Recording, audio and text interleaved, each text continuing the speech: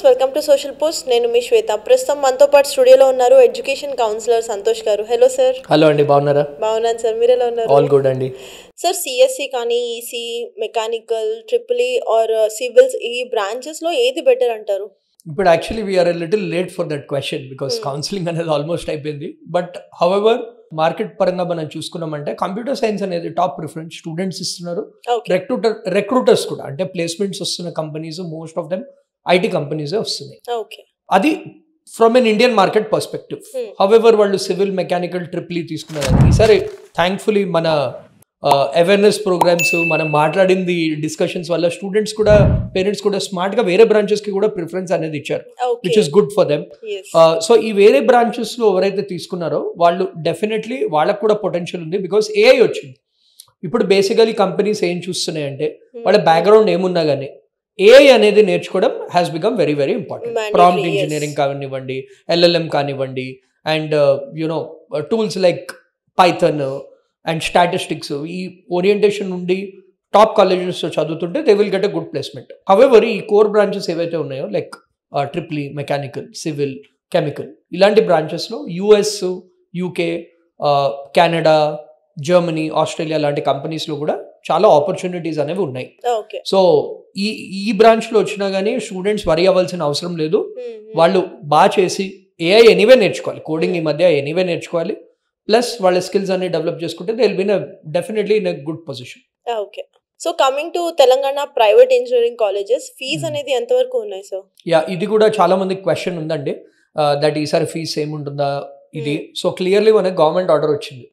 ఏంటంటే వీళ్ళు ఏం చేస్తారంటే బ్లాక్ విండో, అంటే ఎవ్రీ 3 years కి ఫీజ్ అనేది క్యాప్ చేస్తారు అన్నమాట. సో దట్ ఈ ప్రైవేట్ కాలేజెస్ ఏముంది, వాళ్ళు ఎవ్రీ ఇయర్ ఫీజ్ పెంచుతామని చెప్తారు. సో తెలంగాణ ఎంసెట్ ఎవరైతే కండక్ట్ చేస్తున్నారో, ఏపీ ఎంసెట్, వాళ్ళందరూ కూడా కూర్చొని ఏం చేస్తారంటే క్యాప్ చేస్తారు, అంటే దీనికన్నా ఎక్కువ ఫీజ్ పెట్టలేరు అని.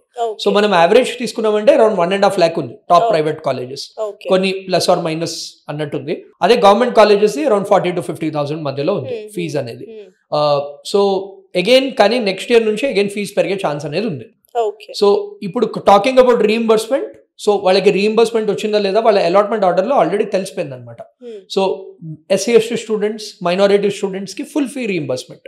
అదే general category students, EWS students, OBC students, వీళ్ళందరికీ ఏంటంటే below 10,000 rank plus few conditions ఉంటాయి, అప్పుడే వాళ్ళకి ఫుల్ ఫీ రీయింబర్స్మెంట్ లేకపోతే పార్షియల్ రీయింబర్స్మెంట్ అనేది వస్తుంది.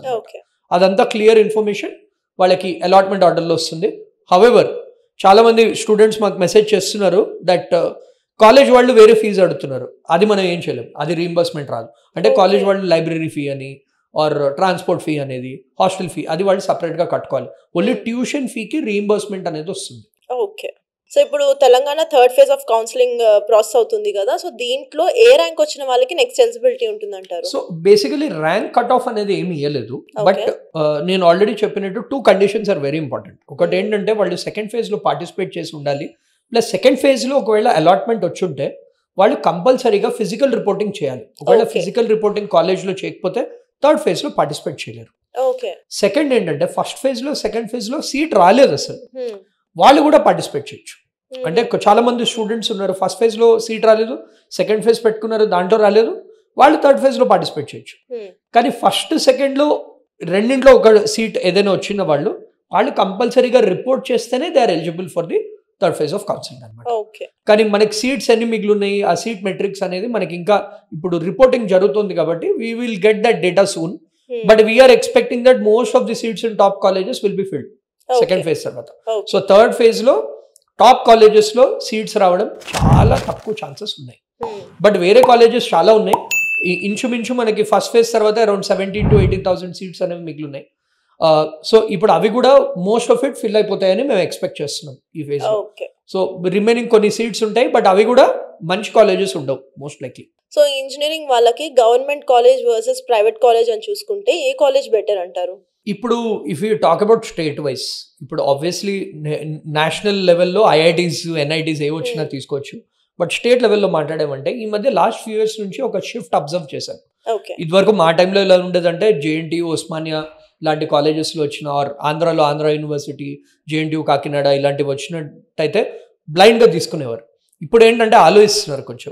The main reason is private colleges ఏవైతే ఉన్నాయో అవి వాళ్ళ ఇన్ఫ్రాస్ట్రక్చర్ కానివ్వండి, the quality of placements, quality of lecturers government college కన్నా వే అహెడ్ వెళ్ళిపోయారు అనమాట.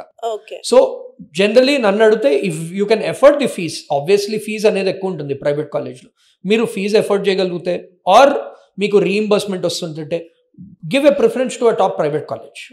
ఎందుకంటే ప్రైవేట్ కాలేజ్లో మీరు ఎక్కువ నేర్చుకుంటారు కూడా, ఓవరాల్ లెర్నింగ్ అదంతా కూడా ఎక్కువ ఉంటుంది.